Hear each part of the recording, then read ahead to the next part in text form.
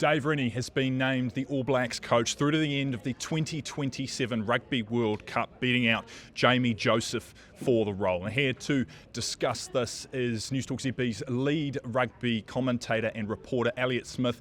Elliott, is this a surprise? What do you make of the announcement? Look, I think in recent days it began to feel like Dave Rennie was the front runner for the job. Initially, when Scott Robertson was axed at January 16th, it felt like Rennie was probably the outsider and Jamie Joseph was the favourite, but it feels like in the last few days Dave Rennie had the inside running. Now, what that's based on, hard to tell, but it felt like all the communication coming out of sources in the last few days suggested that Rennie was the front runner and Joseph had some ground to make up. But ultimately, it's proved that Dave Rennie has been given this All Blacks job through to next year's World Cup. As I say, Jamie Joseph came in with that Japanese record.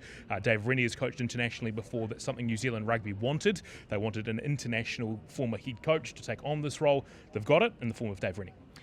Both of the coaches have coached internationally, as you said. What do you think has given Rennie the edge? I think it's Rennie's culture building. We heard all sorts of reports around the All Blacks and players being unhappy with the way that things were going in there.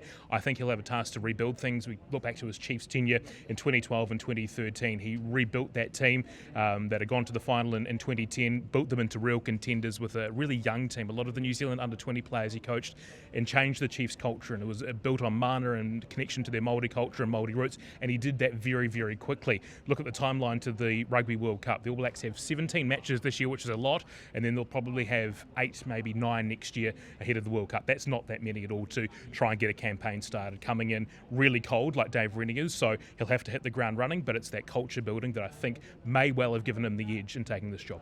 Now, Dave Rennie coached the Wallabies between 2020 and 2023 for a 38% win record. How much of a concern is that? Well, I think Eddie Jones's record after that was even worse, so I don't think you can take too much out of that. From what I understand, the Wallabies players really liked what Dave Rennie brought to the Wallabies over the 3 years that he was in charge of it. They felt like they were building quite nicely.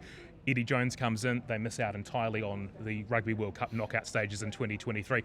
It's a worry, but I think from an All Blacks perspective, it's entirely different. You know, the Wallabies don't have the cattle of the All Blacks. They haven't won the Bledisloe in 20-odd years. So I think it's really tough to take out too much of the Wallabies. He did, though, beat the South Africa when he was the Wallabies coach. So that'll be something that I'm sure was noted down somewhere in the hefty notes that the All Blacks coaching panel put in their notes. And obviously it's an enormous task for Rennie with the tour of South Africa coming up this year and a Rugby World Cup next year. What is Rennie's biggest challenge coming into this role in terms of getting the All Blacks to success at these events? Well, I think first and foremost it's the culture and getting this team believing they can win again and are capable of going to South Africa and knocking off the world champions and winning a series over there. That's a mental thing. That's a culture thing that he's got to have to try and shift pretty quickly. There's only 3 matches before they embark on that tour, and then, as you say, all those tour matches as well.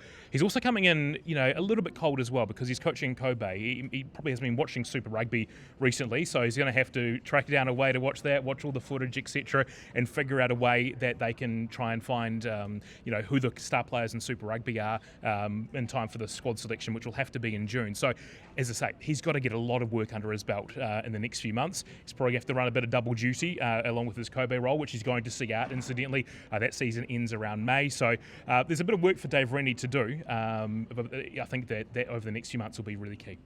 Thank you, Elliott Smith. My name is Nathan Lim. To stay tuned to all the updates, listen to Newstalk ZB or go to nzherald.co.nz.